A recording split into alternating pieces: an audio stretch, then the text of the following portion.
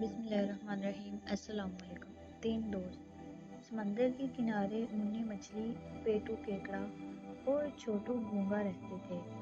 ان تینوں میں گہری دوستی تھی۔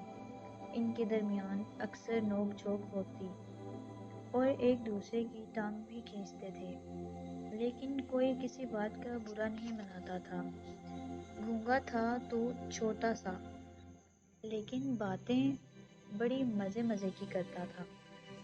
ایک شام ریتیلے ساحل پر ہلکی ہلکی موجوں میں تینوں لوٹیں لگاتے ہوئے خوشگوار موڈ میں باتیں کر رہے تھے۔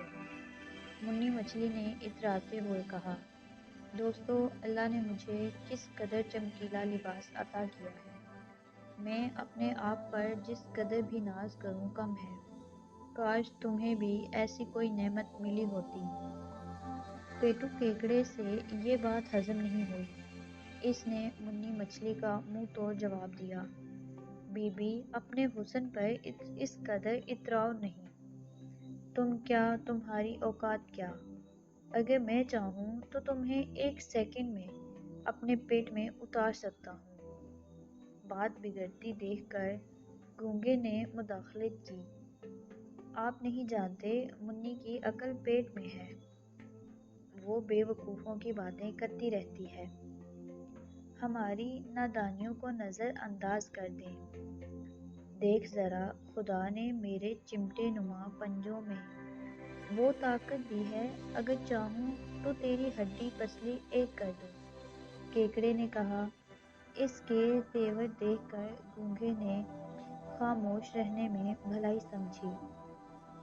ہنستے ہنستے ریت پر لڑھکتے ہوئے کہنے لگا، بھائی میاں، واقعی قدرت کی کاریگری ہے، اس نے ہر ایک کو کسی نہ کسی خوبی سے نوازا ہے۔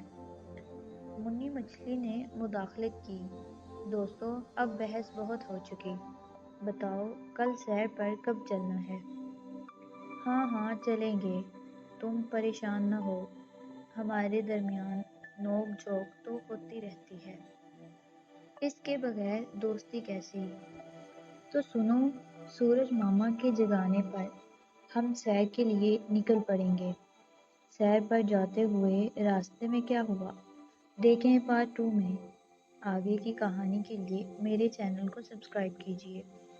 ویڈیو پسند آئی تو لائک شیئر کرنا مت بھولیں۔ ملتے ہیں کل کی ویڈیو میں۔ Thanks for watching. اللہ حافظ۔